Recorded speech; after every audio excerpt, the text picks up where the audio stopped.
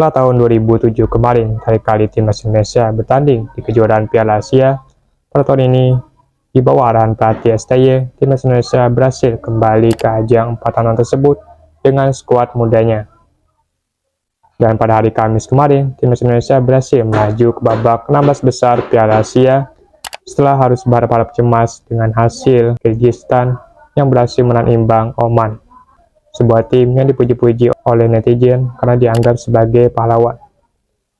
Nah, lalu bagaimanakah perjuangan timnas Indonesia selama di dalam fase grup sampai berhasil lolos babak 16 besar? Lika-liku apa saja yang mereka hadapi sebagai tim termuda di Piala Asia, tapi dengan ekspektasi tertinggi dari warganya. Karena itu, mari kita bahas bersama. Indonesia mengawali perjalanannya di Piala Asia kali ini dengan tergabung ke dalam grup D bersama Irak, Vietnam, dan Jepang. Indonesia menjalani laga perdananya dengan berhadapan melawan Irak di Stadium Ahmed bin Ali. Di pertandingan kali ini, Indonesia harus rela kebobolan lebih dulu lewat gol Muhammad Ali pada menit ke-17. Asim tadi dicegah oleh Baga, tapi terlepas kesempatan dan tidak bisa mampu dikonversi. Ada miskomunikasi, ada miskoordinasi. Elkan Bagot. Saat itu Indonesia bermain cukup bagus sebenarnya. Mereka berhasil membuat Irak kesulitan untuk menciptakan peluang, dan bahkan Indonesia sempat menyamakan kedudukan di menit 37 lewat gol Marcelino, hasil umpan cantik dari Sayuri. Yakob Sayuri dengan setback cantik. Yakob Sayuri, Marcelino Ferdinand! Marcelino Ferdinand! Namun sayangnya pada detik terakhir babak pertama, Indonesia harus kembali kebobolan lewat gol tap-in Oman Rashid, yang akhirnya membuat babak pertama berakhir dengan skor 1-2 untuk keunggulan Irak. Strike, ada Iqbal, langsung serangan pada Muhammad Ali Kadib di kotak penalti Kadib. Oh, dan Pada babak kedua, Irak seperti telah menemukan tempo permainan mereka. Mereka bermain dengan lebih tenang dan rapi, sehingga akhirnya mereka berhasil kembali menambahkan keunggulan lewat gol Ayman Hussein yang membuat Irak unggul 1-3. kali ini Arhan harus dengan cepat menutup. Rizky Ridho berduel dengan satu kesempatan luar biasa, Ayman Hussein. Sedangkan Indonesia harus bersusah payah untuk menembus pertahanan Irak, dan meski telah berjuang dengan keras, timnas Indonesia harus pasrah menerima kekalahan 1-3 dari Irak. Pertandingan kedua melawan Vietnam menjadi laga hidup dan mati timnas Indonesia. Karena mau tidak mau, mereka harus menang di pertandingan kali ini jika ingin tenang melawan Jepang dan menjaga peluang untuk lolos ke babak 16 besar. Dan meskipun memikul beban besar di laga ini, luar biasanya timnas Indonesia berhasil bermain dengan sangat baik. Mereka berani menekan sejak awal pertandingan dengan high pressure-nya dan berhasil mendapatkan beberapa peluang. Bisa diamankan dengan baik oleh sebuah tripat kali ini. Rafael strike masuk ke kotak penalti. Strike dengan tendang. Dilayangkan, coba berputar mencari ruang. Strike. Sampai akhirnya di menit ke-38, sebuah harapan datang di sisi timnas Indonesia. Setelah Rafael Struijk ditarik oleh lawannya di dalam kotak penalti, yang akhirnya berbuah hadiah penalti untuk Indonesia. Kini harapan itu digantungkan pada Asnawi yang mengemban tugas sebagai eksekutornya. Dan untungnya dengan tenang Asnawi berhasil mengeksekusinya dengan baik. Lapangan. Konsentrasi. Asnawi Maku.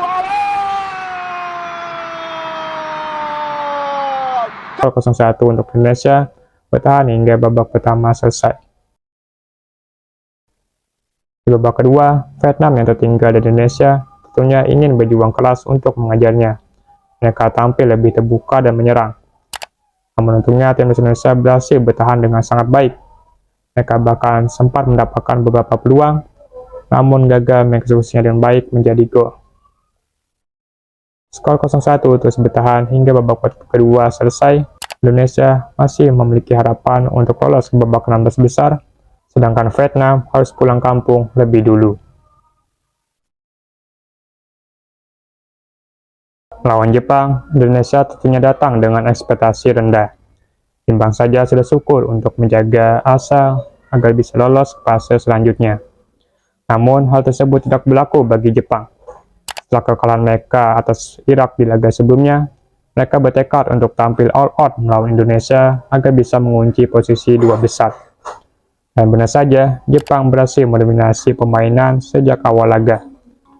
Dengan umpan 1-2 mereka yang sangat tenang, koordinasi antar pemain, dan skill individual mereka juga sangat bagus. Mereka juga berhasil mematikan build up timnas Indonesia dan mengurung mereka di pertahanan sendiri. Hingga akhirnya tak perlu waktu lama bagi Jepang untuk mencetak gol. Setelah pelanggaran yang dibuat oleh Jordi Amat di dalam kotak penalti, Ueda berhasil membuat Jepang unggul lewat eksekusinya. Bagi Samurai belum meraih keunggulan, Hernando Ari. Ueda tadi.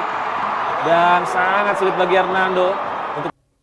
Setelah itu Jepang berhasil mendapatkan beberapa peluang, namun untungnya masih gagal menjadi gol. Babak pertama berakhir dengan skor 1-0 untuk keunggulan Jepang.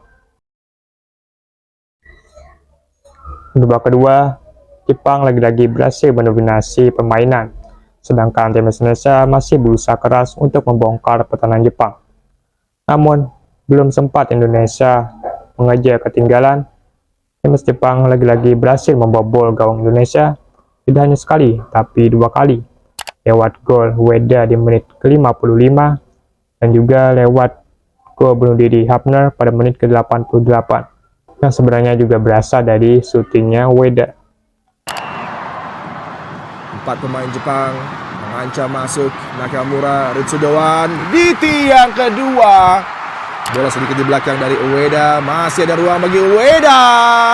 Tambahan 2 gol ini seperti in-game bagi timnas. Namun para pemain tidak ingin menyerah begitu saja. Mereka terus berusaha untuk menyerang meski tak ada lagi harapan. Hingga akhirnya pada menit ke-91, gol hiburan datang dari kaki Sandy Walsh. Sebuah gol yang hanya menutup pertandingan dengan skor 3-1 untuk keunggulan Jepang. Panjang dari Arhan. Peluang Sandy Walsh. 1 gol tapi bermakna luar biasa. Jepang berhasil memastikan diri untuk lolos ke babak 16 besar, sedangkan Indonesia masih harus berharap dengan hasil tim lain. Indonesia kini hanya bisa berharap dengan hasil tim lain agar bisa lolos ke babak 16 besar, yaitu Yordania dan Kyrgyzstan.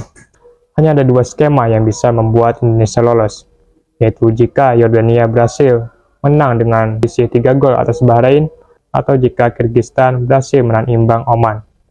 Skema pertama harus luntur, karena Yordania harus menimba kekalahan dengan skor 1-0 atas Bahrain berkat gol tunggal dari Abdullah Yusuf. Kini tersisa Kyrgyzstan yang menjadi harapan terakhir bagi timnas Indonesia. Karena itu netizen kita beramai-ramai memberikan dukungan kepada mereka dan bahkan sampai ada yang menjadi fans dadakannya. Tetapi harapan itu nampaknya mulai luntur di babak pertama setelah Oman berhasil membuka keunggulan lebih dulu lewat gol Gosani pada menit ke-8. Namun ternyata keajaiban itu datang di penghujung laga, yang dimana Kyrgyzstan berhasil menyamakan kedudukan di menit ke-80 lewat gol Kaju.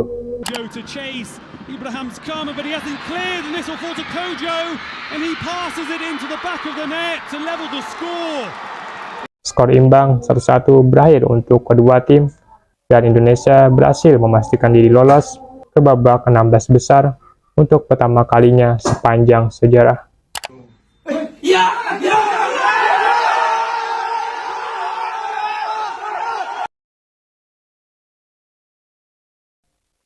Nah, itulah dia sedikit rekapan perjuangan timnas Indonesia selama di ajang Piala Asia sejauh ini. Mana kita tentunya patut bangga timnas kita berhasil lolos ke babak 16 besar untuk pertama kalinya dan melampaui ekspektasi kita semua. Meskipun nantinya di babak 16 besar kita harus berhadapan dengan lawan kuat Australia, kita tidak boleh pesimis dan tetap harus memberikan semangat kepada timnas kita. Dan tentunya untuk para pemain, terus semangat untuk berjuang. Kerahkan seluruh kemampuan kalian, jangan sia-siakan kesempatan yang telah datang. Tapi apapun hasilnya nanti, kita harus tetap bangga dan mengapresiasi setiap perjuangan para pemain kita. Terima kasih telah menonton, semangat terus Garuda, perjuangan kita belum berakhir.